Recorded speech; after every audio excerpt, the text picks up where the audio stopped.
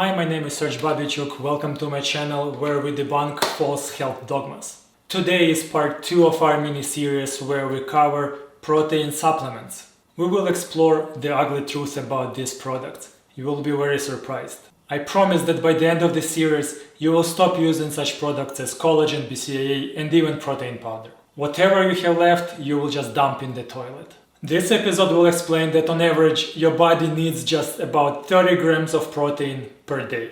Yes, it should be the right mix of the amino acids, but it is nowhere close to the volumes of proteins that the industry is pushing down on you.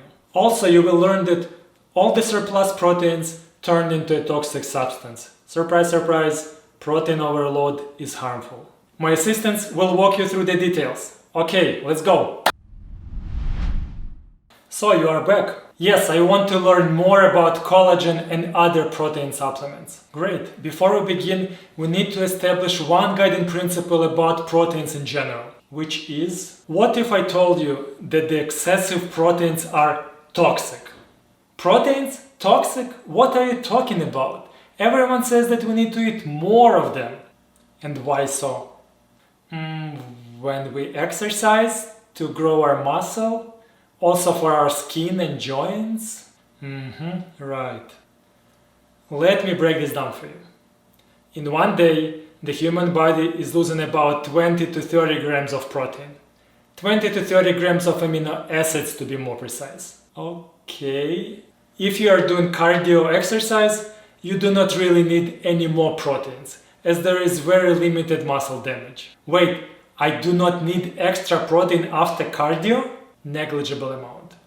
A couple of grams, which you are getting with your regular diet anyway.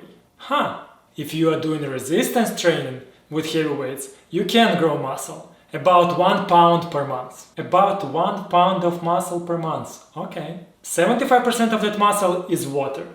Proteins make just about 20%, which translates into about 3 grams of additional amino acids per day that you would need if you do resistance training. Just 3 grams of amino acids for resistance training? It's not much. Your total needs will rarely exceed those 33 grams of amino acids per day. Let's say an active person that regularly trains needs only about 30 grams per day.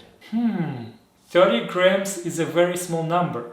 Yep, be mindful though, it is not just 30 grams of random proteins. It is 30 grams of very specific amino acids. We will dive deeper into this later. Okay, sounds good. So, how much protein do you eat every day? Well, with all the supplements, probably more than 100 grams. Okay, so you use about 30 grams for your body. What happens with the rest? I burn it for energy? Yes, you do. And here's the problem with it. The name of that problem is ammonia. Ammonia sounds familiar. Ammonia is a colorless gas with a very sharp suffocating odor. It is mostly used as fertilizers and in household cleaners. Government classifies ammonia as an extremely hazardous substance. Okay. In the human body, ammonia is a strong neurotoxin that damages the central nervous system. Especially, ammonia is bad for the brain. It causes fluid buildups in the skull, which increases the pressure inside the head. It is called cerebral edema or brain swelling. Oh, this is scary.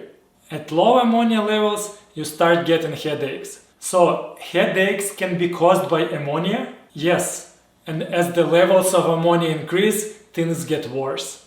You can easily die from it. Okay, I get it. Ammonia is very toxic, and the headache is just a mild symptom.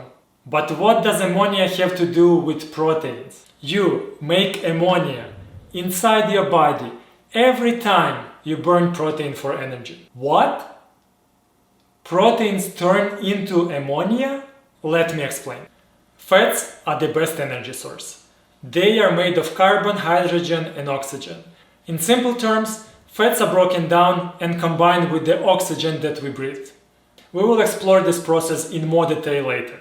After the energy is extracted, we are left with just water, H2O, and carbon dioxide, CO2, that we simply breathe out. Very clean energy.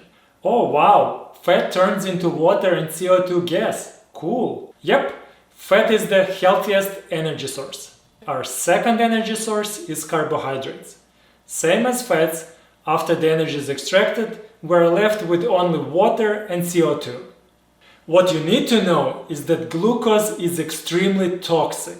Our body tries to maintain no more than just 4 grams of it in our blood at any time. Just 4 grams of glucose in our blood? Yep, very minimum levels. Any surplus is turned into fat. Carbs are turned into fat within minutes, otherwise you would die. They are toxic, remember? Interesting. Carbs do have their benefits. The energy can be extracted much quicker compared to fat, which could save our lives in critical situations. Carbohydrate molecules are smaller than fat and contain more oxygen atoms, so they require less of additional oxygen to be processed for energy. Carbs burn very fast. Okay, got it. Fats burn clean and are very safe. Carbs also burn clean, but are very toxic, so the surplus is turned into fats. You got it. Proteins are a different beast. They have nitrogen atoms in their molecules. Anytime we burn proteins for energy, we get water and CO2 as usual, but we also get toxic byproduct on top of them, ammonia. So how much of ammonia are we talking here? With every 80 grams of protein that you burn for energy, you are getting about 15 grams or a full tablespoon of ammonia. No way! So what you're saying is that I'm taking about a tablespoon of ammonia every day? Yes, that is exactly what I'm saying. Your body has no choice but to spend a lot of resources to deal with this problem. So our bodies can neutralize ammonia, right? Yes, they surely can. The liver and kidneys do the job. However, if you are overloaded with other toxins like carbs, vegetable oil, alcohol and drugs, it becomes too much for your body. It cannot process all of this garbage. This is terrible, so proteins are unclean as energy source. Very unclean and toxic. The more protein you burn, the more of unnecessary pressure you put on your body. So I should eat less protein? Definitely no more. Just the required amino acids, about 30 grams in total. Any surplus turns into a toxin. So how do I know which amino acids I need? Does collagen have the right amino acids? Great question. Unfortunately, we're running out of time, so we'll have to cover this next time. Okay, I understand. However, I do not want to keep you suspended.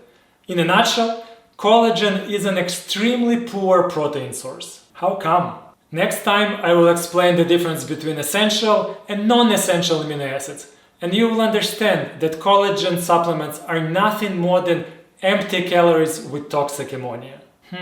Okay, I think I begin to understand, but I do look forward to the next time. See you soon!